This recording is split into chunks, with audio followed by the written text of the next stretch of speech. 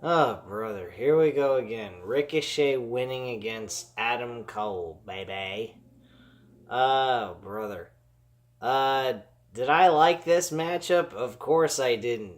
I mean, I liked the match itself. I thought the match was very good and everything, but I didn't like the ending of the match.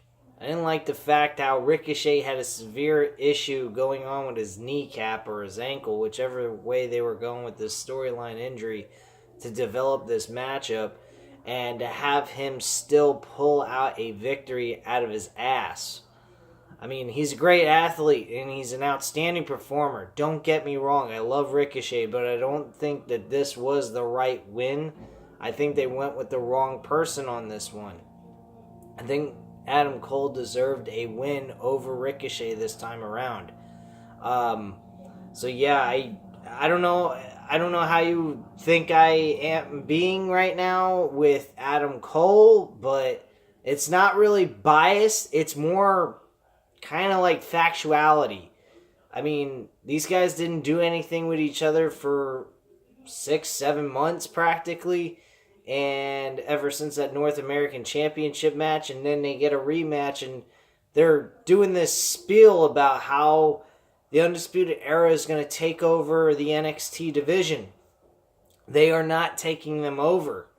This is 2019. They've lost every single championship that they had outside the World Championship at the time, and now they have nothing. And then on top of it, you're going to have them lose to Ricochet with an injury going on within the match itself.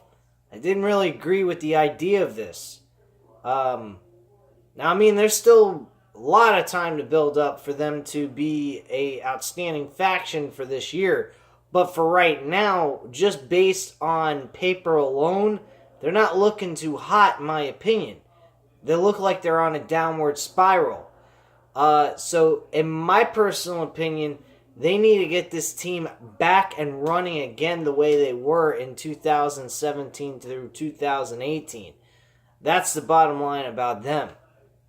I like the tag team segment. Everybody in the tag team division is wanting the tag team titles against War Raiders. This is going to be very interesting who they go with for the number one contendership against the War Raiders. Now, there is also the Undisputed Era still lurking around for that opportunity for the NXT Tag Team Championships. So they still are looking for a shot.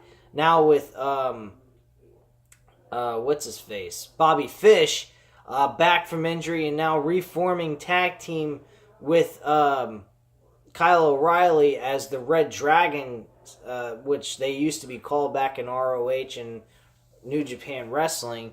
They are now formed back with their tag team that they used to be. So that's a very good thing in itself. But at the same time, with Adam Cole losing tonight in the main event against, Ricochet with an injury in the middle of the match, it just kind of makes me think, are they really going to do anything this year? They haven't been doing much of anything outside of losing. So that's not a good start to this year. What else can I say? The Street Profits and Ornery Lorcan and Danny Burch, I think, are the two high prospects outside of the Undisputed Era that deserve a shot for the tag team titles right now. They're both really hot. They're both doing very well. I would love to see Ornery Lorcan and Danny Burch beat the War Raiders. But the bottom line is that's just me being biased right now by what I just said, because I love those two guys as a tag team. Honestly, War Raiders deserve a decent title run. I think at least till their SummerSlam weekend. I think that's when they should lose the tag titles, or maybe possibly into Survivor Series even. So that I'm not quite sure on what they're going on with this based on what I see. I do possibly see a rematch between the War Raiders and the Undisputed Era, and the Undisputed Era gaining back the tag team titles if NXT is still wanting to stick with the storyline to have the Undisputed Era own all the championships by the end of this year. That's what I really believe is going to unfold with all this. So just overall predicting for the remainder of this year, I do believe we're going to see the Undisputed Era win the tag team titles first. Then at the SummerSlam weekend, I believe we're going to see the one of the members win the North American Championship. Probably Roderick Strong. I think that's where they need to go with this. And then at the end of the year, by probably, I'd say, by the Survivor Series weekend, I believe we should see Adam Cole as the new NXT World Champion. Now they could go with the idea of giving the belt to both singles titles to Roderick Strong and Adam Cole. Adam Cole winning the world title, Roderick Strong being the North American champion. I mean, those are some ideas that they could go with. I definitely see that as a high possibility. I mean, if you go based off of what my predictions are, is that I think that they should go ahead, have the North American Championship and the World Championship defended in a unification title match to crown the very first ever Triple Crown champion in the NXT division, between Johnny Gargano and Tommaso Ciampa. Tommaso Ciampa losing the title to Johnny Gargano, and then moving on to him dropping the North American Championship, so he doesn't have to defend both championships. And then you could possibly make Roderick Strong win the North American Championship leading up to SummerSlam weekend. By that point, you have Johnny Gargano defend the World Championship against Adam Cole as well, and then boom, Adam Cole wins the world title, as well as Roderick Strong being North American Champion after they vacated the title. That's some ideas I could throw at you guys. Tell me what you guys think of that in the comments down below. Match-wise, I was not impressed outside of the main event. The main event was the best match, of course. The rest of the show was pretty much a dull event. Nothing much more to explain on that. They had Dominic Derchek. I believe that's how you pronounce the guy's last name. He was performing here at this event. He opened up the show with a decent, okay matchup where he squashed his opponent and won the match. The Street Profits had a very good, entertaining tag team matchup, and as I mentioned, they had a segment where the tag team division unfolds itself, saying, I want a shot at the War Raiders for the tag team titles, making the tag team titles seem very fucking important, which is what they need to do in WWE.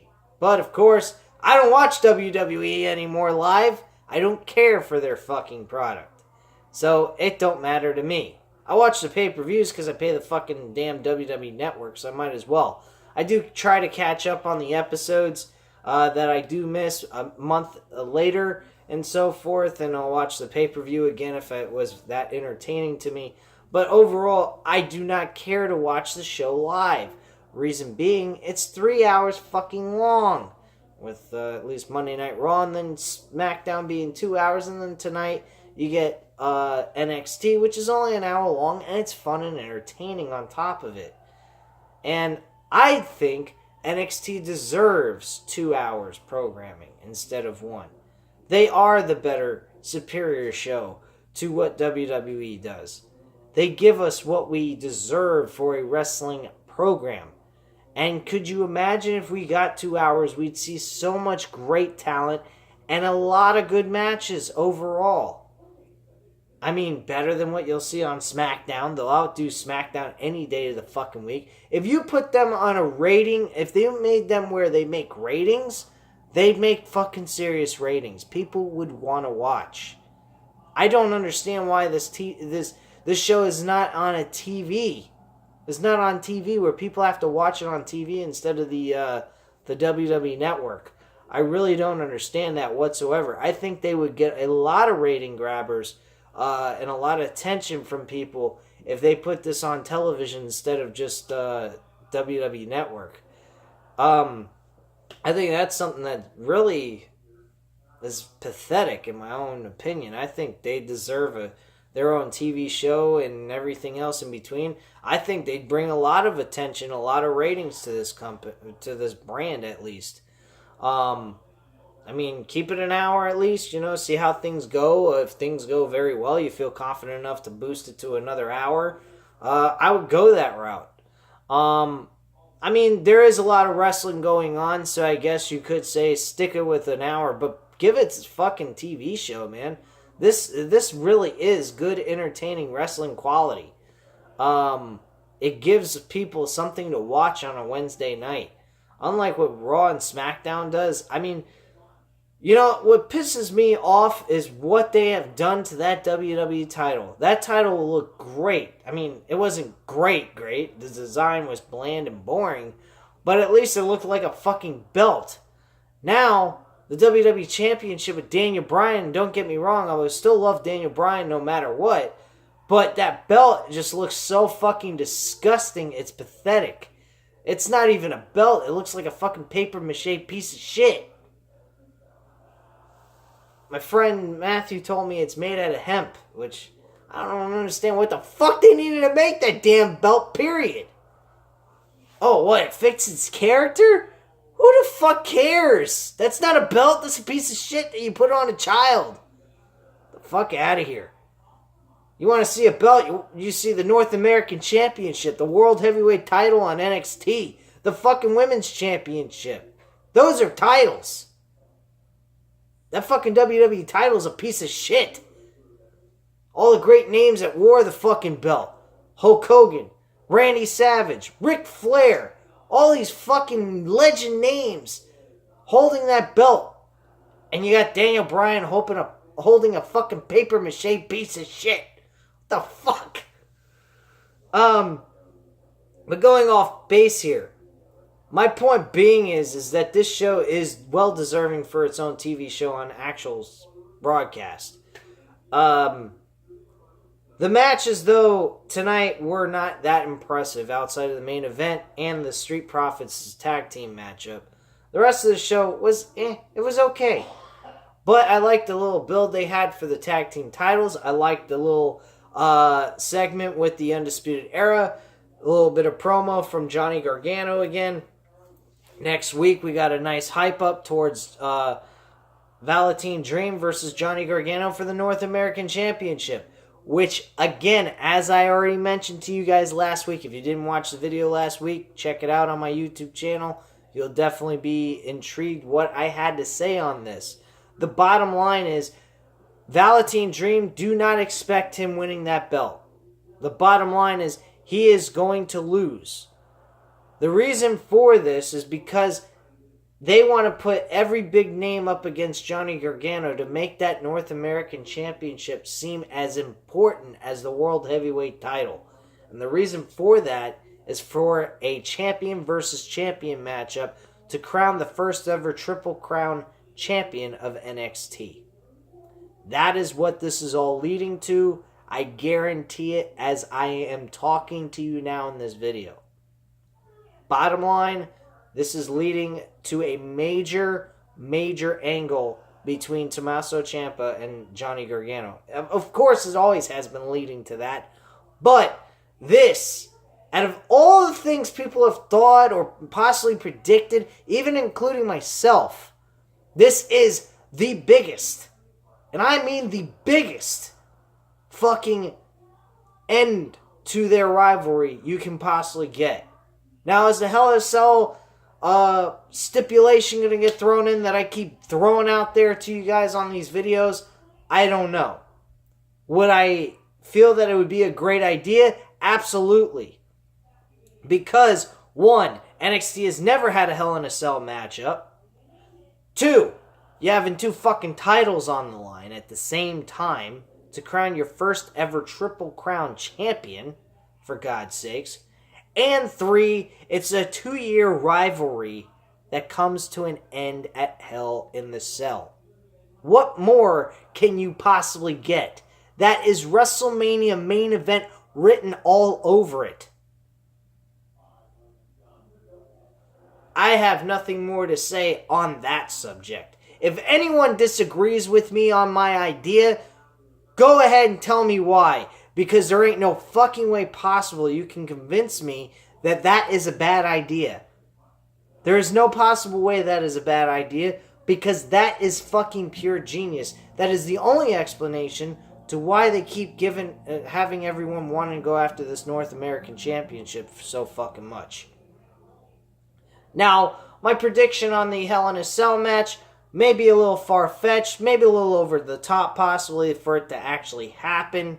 I'm not sure, but I do know this. A Triple Crown champion will be made at WrestleMania Weekend Takeover event. That I can promise you that. So bank on it. I do hope that they go with the Hell in a Cell stipulation though, because I think that would be fucking awesome. So, with all that being said, the main event, as I already mentioned, I thought the main event was a great matchup. As I already stated, but I think the wrong guy won in this situation. They still have a lot of time left to build them up and get them to where they want to be so that they could have all the championship belts, if that's what they're shooting for these storylines. I think that's what they should do, most definitely. One, when they first came into NXT, the Undisputed Era was red hot. I mean, they were really on fire on all cylinders. They looked like they were the fucking NWO of NXT. That's really what they looked like. They looked like they were trying to draft in Drew McIntyre, Roderick Strong, which they already did later on. And, I mean, they did all kinds of things. And I'll tell you what, this is going to be extremely interesting how they do this throughout the rest of the year of 2019. What are they going to do with the Undisputed Era? I think that is the next focal point after WrestleMania weekend. I really think that they are going to be the focal point of the creative writers of NXT right now. Well, not right now, but after they finish Johnny Gargano and Tommaso Ciampa's story. I think once they finish that, the whole focal point in NXT, outside of the good booking of matches, will be focused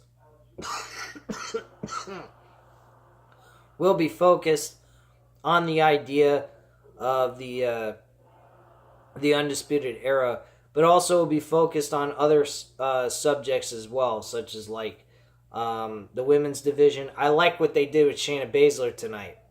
Shayna Baszler was hinting the MMA women versus the WWE women's division.